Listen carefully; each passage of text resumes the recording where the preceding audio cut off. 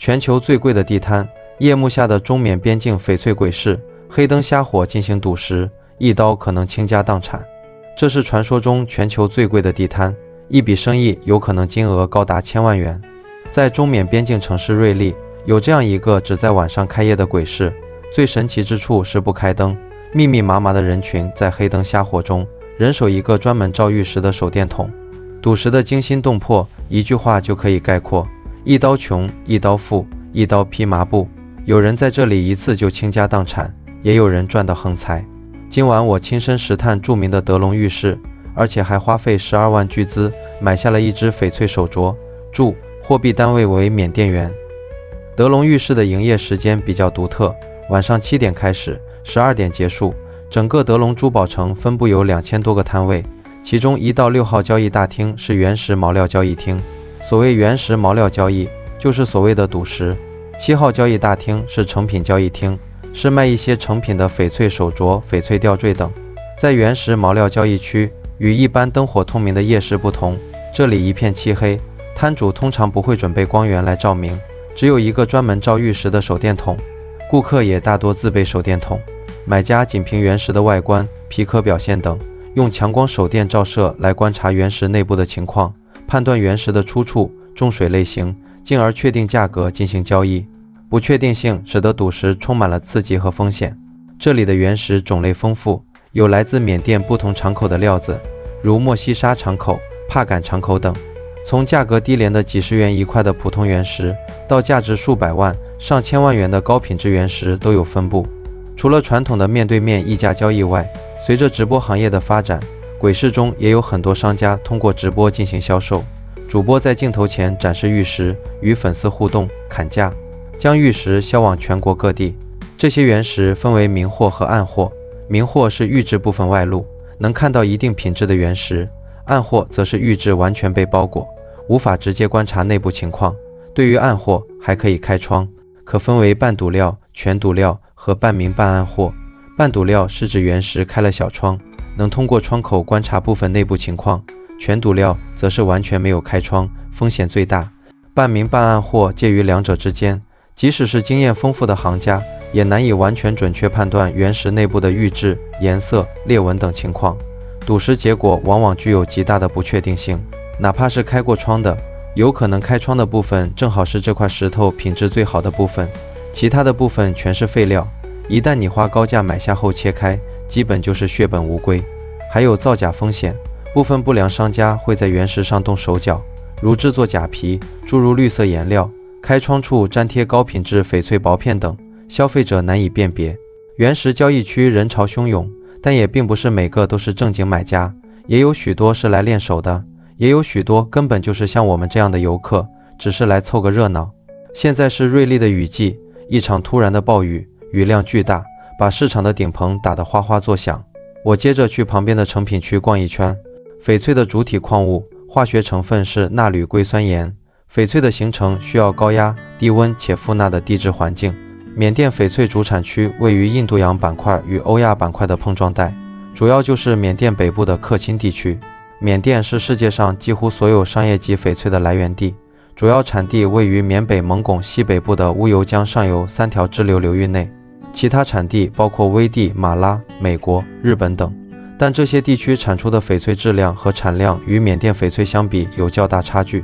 翡翠传入中国可追溯到明朝，清朝时备受宫廷贵族推崇，成为中国玉石文化的重要组成部分。在中国文化中，翡翠象征着吉祥、美好、幸福等，有人养育3年，育养人一生的说法，被视为具有灵性的宝物。翡翠从贵到便宜，主要分为这么几种。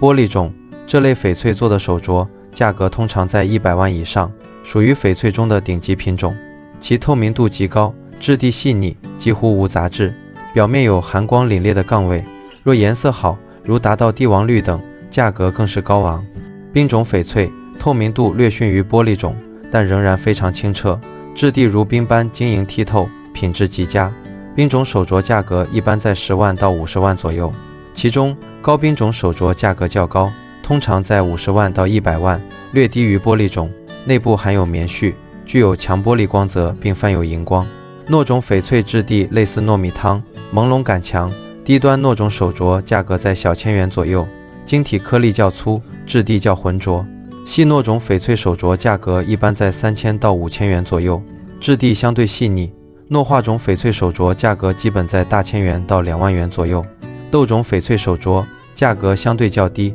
普通豆种翡翠手镯价格在500到3000元左右，晶体颗粒粗大且明显，质地粗糙，透明度差。光说不练假把式，来都来了，我也决定出手买一只翡翠手镯。根据现学现用的网上攻略，我挑选了这只带鉴定证书的翡翠 A 货，耗资12万，特别说明货币单位已换算为缅甸元，这样听起来更唬人一点，达到了我搞噱头和标题党的目的。实际约合人民币400元。翡翠里的 A 货可不是其他行业里面所说的高仿货， A 货翡翠指的是未经任何人工化学处理的天然翡翠，仅通过物理加工，如切割、打磨、雕刻、抛光等改变外形，保留了翡翠原有的矿物成分、结构和颜色。正规鉴定报告上就会标注翡翠 A 货，说明这是真翡翠。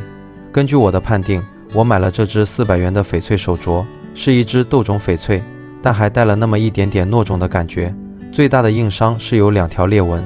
如果没有裂纹，这只手镯估计也能卖到800到1000元左右。我作为新手，不可能出手就买上万元级别的翡翠制品，毕竟这行的水太深了。仿冒的有南非玉、马来玉，假冒的还有 B 货、C 货和 B 加 C 货。B 货是经过强酸浸泡，再用胶做填充处理的翡翠， C 货是经过人工染色的翡翠， B 加 C 货则是在漂白和注胶过程中加入染色剂处理而成的翡翠。人气旺盛的德隆玉饰也带动了周边行业的兴盛，有几家店铺专门经营观察翡翠成色的小手电筒，外面还形成了一条美食街，全国各地的风味食品几乎都能吃到。离开德隆玉饰前，我还顺手在水果摊买了一个西瓜。第二天上午，我冒着大雨去参观瑞丽市景颇族博物馆。不过这次游览非常令人失望，偌大的场地里新建了许多景颇族的建筑，中央还有巨大的广场，不过里面却空无一人，看来现在应该是倒闭了。中国境内景颇族人口为16万人，景颇族的起源与青藏高原上古代的低羌人有关，最早以寻传蛮高黎贡人建筑于汉文时期。景颇族在中国只有16万人口，但是在缅甸可是大民族，有100多万人口。不过他们在缅甸的名字叫做克钦。克钦独立军是缅甸实力最强的几支民族地方武装之一。这次虽然白跑一趟，但当我傍晚来到弄墨湖公园，这唯美的梦境一般的风景让我瞬间惊呆在原地。这是我10年旅途中偶遇的最美的画面。云南这个名字带这个云字是很有道理的，来云南旅游过的朋友都会有所感觉，就是云非常常见，而且非常低矮，很多时候山头、山腰和山脚都会有云朵漂浮或者云雾缭绕。今天在这弄墨湖并没有太高的山，而且是在市区，居然也能凝结出缥缈的云雾，在全国其他地方非常罕见。这如同海市蜃楼一样的美景，恐怕就是对旅行者最浪漫的奖赏。弄墨湖的旁边有一个热闹的集市，集市附近的湖边路旁也有许多人摆摊，形成了一整个完善的夜市。在美丽优雅的弄墨湖旁，在清风徐来的清新夜晚，逛逛这烟火气十足的夜市，人生的美好变得具象化，旅行的美妙变成一壶酒，藏在了记忆的酒窖。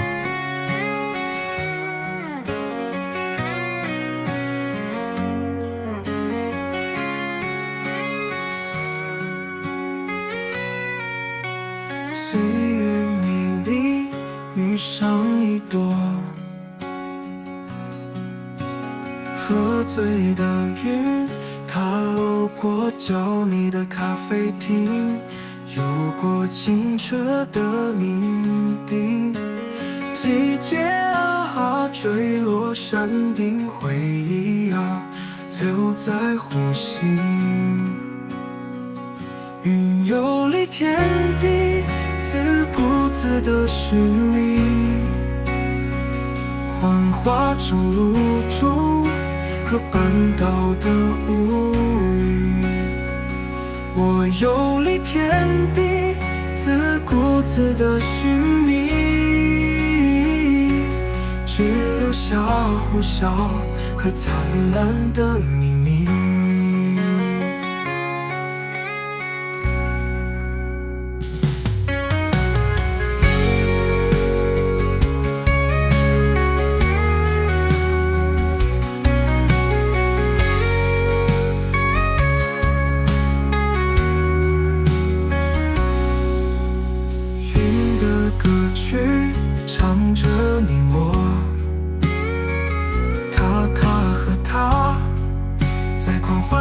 星星到口气，梦里找到了回答，